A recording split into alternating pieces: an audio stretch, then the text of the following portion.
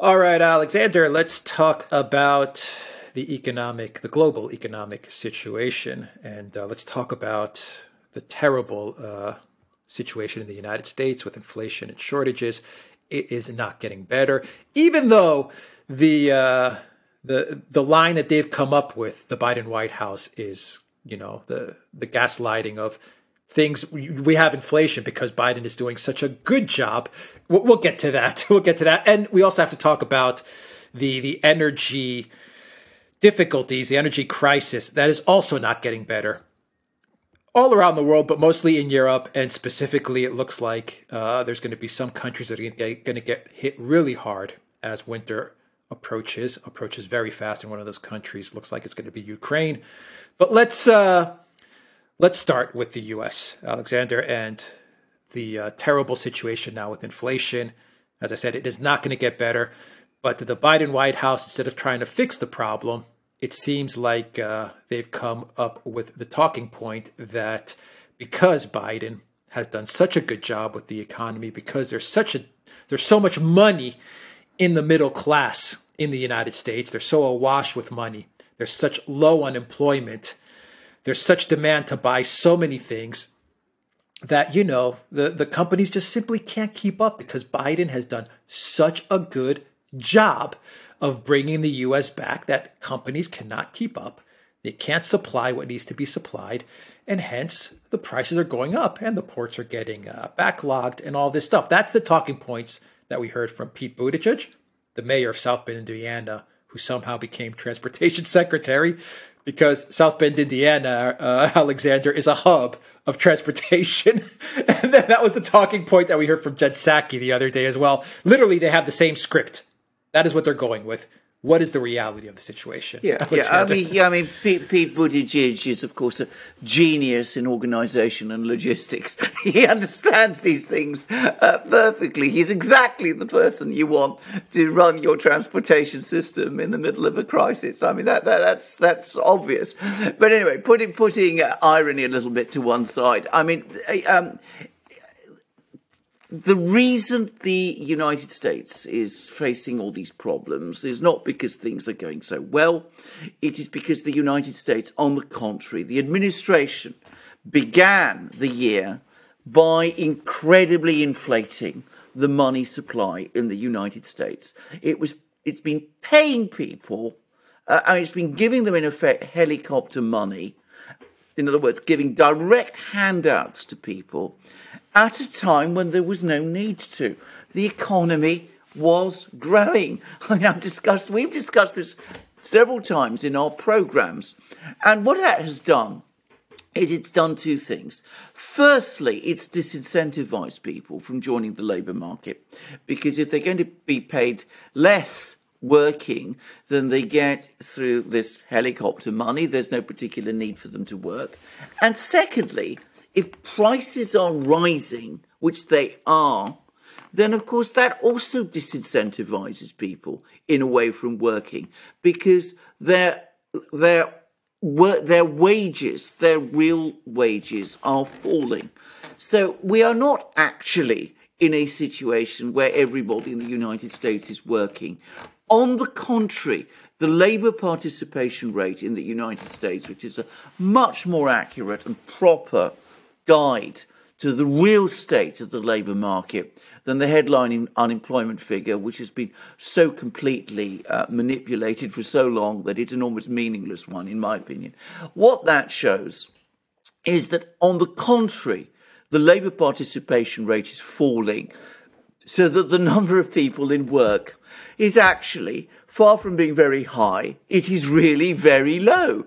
Now, on top of that, we've seen strong evidence, we've seen data which shows that the US economy's growth, remember, we were at the start of this year hearing talk about 8% growth. Well, it's falling fast. And I was reading an article the other day by Ambrose Pritchard in the Telegraph, not always the most, economic commentary is never, completely foolproof, but, he's a mainstream commentator. He speculates that the United States is actually already in recession. That in reality, when the numbers are worked out over the course of the following year, we will discover that in the autumn, because the inflation is cutting into profits, it's creating all these supply chain disruptions, it's disincentivizing people from working, that the reality is that the United States is already in recession. The big problem is that having put their foot on the monetary accelerator in this way, having raised debt levels even further, and the United States was already, and not just the United States, of course, but all the Western economies are already dealing with uncomfortably high levels of debt, historically very high levels of debt. Because of this, it's very difficult now to take the foot off, because if you raise interest rates, which is the classical way of fighting inflation, you do two things. You make the burden of repaying those taxes much heavier, and of course that could push the economy into an even deeper recession, much worse potentially than the recession we saw in the early 1980s, when Paul Volcker, who was then the chairman of the Federal Reserve Board, dealt with the inflation at that time by raising interest rates. So already you could see in the United States there's now a power struggle about what the Federal Reserve Board is going to do.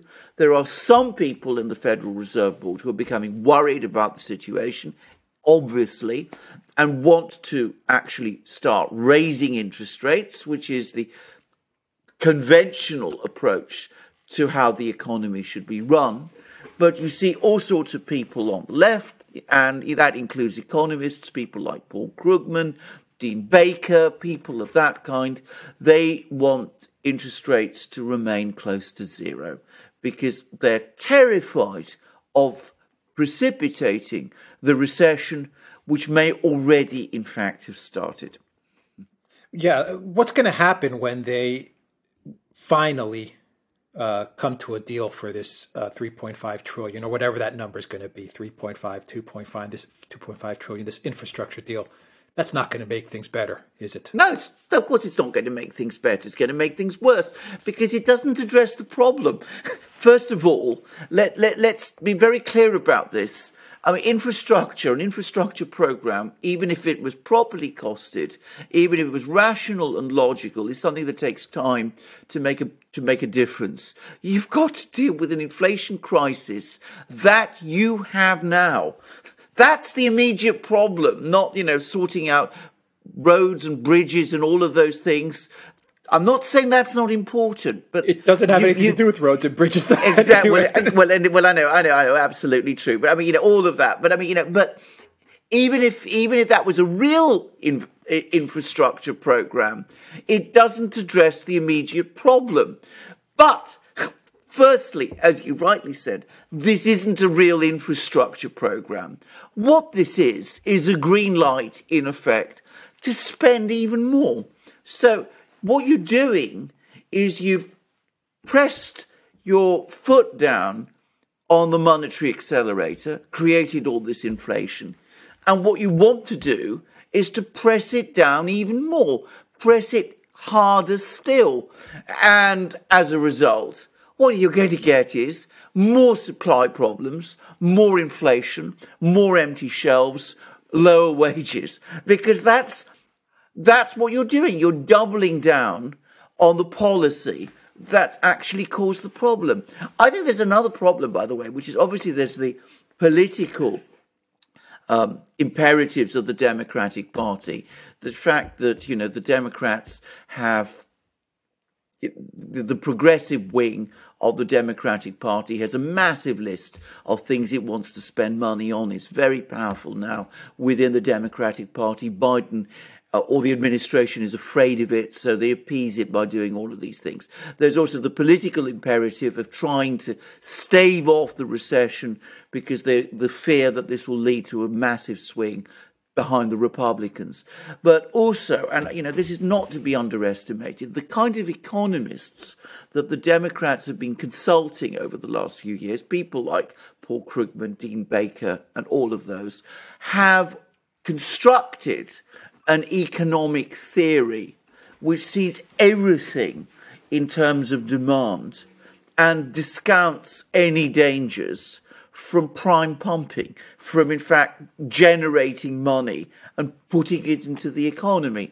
So the reputations of these people is at stake. And for that reason, they are also giving academic or intellectual cover, if you like, for the demands of the left of the Democratic Party, who want to just keep interest rates practically zero and want to go on printing and spending money like, that amount of money, can be absorbed by the economy, however much it is and how infinite it is. So, you have these three problems. The left that wants to spend, the DNC that doesn't want a recession because it could lose control of Congress next year and could see this administration collapse. And you have, as I said, the academic economists who provided the intellectual underpinning for the whole thing, the whole framework for it. They have always supported more spending, more prime pumping, lower interest rates, and of course they're providing the economic rationalizations, the intellectual rationalizations for continuing with the existing policies. Yeah, and as this continues, the inflation is just going to pummel the low to middle class wage earners in the United States. Those are going to be the people that are going to really suffer. In essence, the inflation at this rate is just a massive tax. It's going to hit them the hardest. The very wealthy and the oligarchs are not going to feel anything. They're going to weather this very easily. And the Biden White House has decided, instead of trying to fix this problem, that they're going to take an approach where they just simply lie. And that's how they feel they're going to get away with this, by saying Absolutely. That things are going great, everybody. Things are going really well. That's why we have this inflation. That's their angle. That's how they're going to paint this. Is it going to work? And are things going to get that much worse before the people in the United States really snap out of it? I mean, we've got the Let's Go Brandon chants and all these things, and it seems that people are snapping out of this. But I really think the Democrats are betting on the fact that they'll be able to gaslight people and lie to people for one more year until the midterms, and they'll be able to maybe pump some more money into it. And they'll somehow, in their minds, they feel they'll somehow lie to people just enough so that the midterms don't turn out as badly as the polling numbers suggest. Yeah, it's fascinating. And in fact, we've actually got voting data now, which actually corroborates much of what you're saying, because we've had results of elections, by-elections for House of Representative seats, not I should say the House of Representatives in Washington, but local legislatures around the United States. We've had votes in places like Connecticut and whatever, and it's very interesting because what's happening is that in working class areas, places where people, as you said, are feeling the effects of the inflation very, very badly, they are now swinging massively behind the Republicans. But in the more affluent, the very rich areas, the swing is much less. There, many people are still holding behind the Democrats. So it's a fascinating reversal. I mean, the Republicans, who used to be the party of the middle class and the rich, are now the party of the working class and the poor.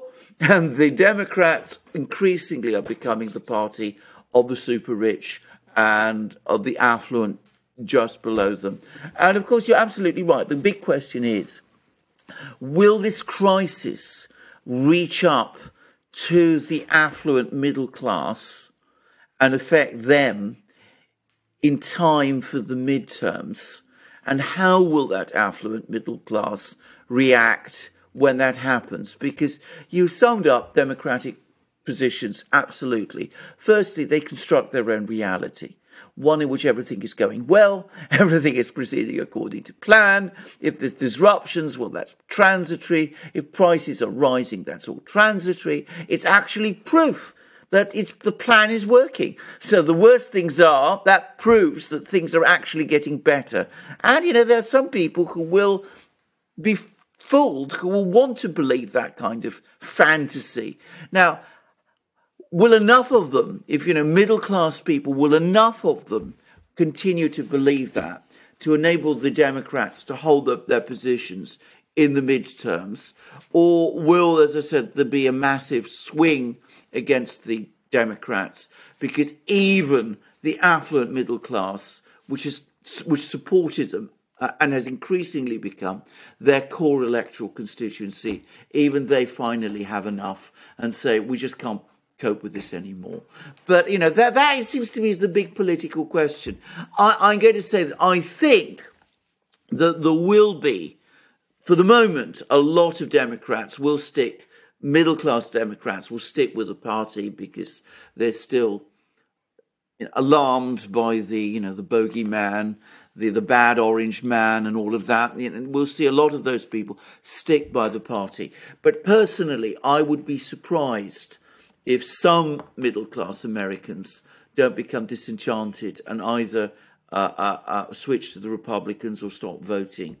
And the other thing to say is, of course, many houses of representatives, many seats across the United States, many electoral congressional districts, they still have working-class voters. Democrats used to be the party of the working class. Many Democrats representatives still have large numbers of working class voters in their constituencies. Of course, if they turn against the party in a block, then of course it could go very badly for the Democrats. It's already beginning to look difficult where the Senate races, for example, are concerned. Yeah, let's see how it all unfolds. I think things are going to get a lot worse. And I don't see anyone on the Democrat side, or definitely in this administration, president, vice president, anyone that can make things better. That's for sure. No, I don't. But what I do also see is an extreme heightening of political language. I see the F word used to describe the Republicans all the time now, for example. I mean, the degree of political rhetoric, this emotional and polarizing and frankly disturbing rhetoric is escalating, which shows both that they feel themselves to be under increasing pressure and are trying to mobilize their middle-class liberal electoral base, but also, of course, the danger with that kind of rhetoric is that it becomes self-fulfilling, and there's a real danger, it seems to me, that things could get out of hand and people might start doing increasingly desperate and dangerous things as they see the political situation turning against them. So it's very bad. You're right to say there's nobody who looks like they could come forward and right the ship. I can't see who could do that within the Democratic Party now. And besides, a lot of people are very frightened, very worried, and they could do all kinds of very, very reckless and bad things if they really feel that the political situation is running out of control. So it's not a good situation at all. No, because the Democrats, they don't have a solution. The Biden White House doesn't have a solution to any of this. They're not even remotely close to finding a solution to all of this, which is of their making. So what they're going to do is they're going to fall back on ideology, on fear, on mandates, maybe lockdowns, maybe another wave. All of these tricks and techniques on division. Yeah. All of these tricks and techniques are going to be put into play in order to somehow try and get them over that finish line of the midterms and potentially in 2024. That's what they're going to rely on. Absolutely. I mean, that's what they did in 2020. It worked for them then. So, it's understandable that that's what they will try and do again. After all, it's the one thing they do well.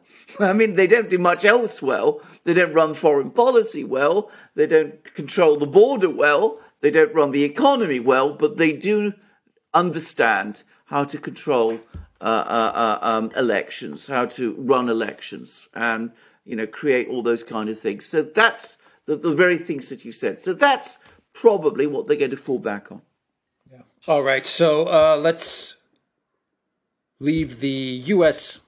there, and let's move on now to Europe and the energy crisis in Europe.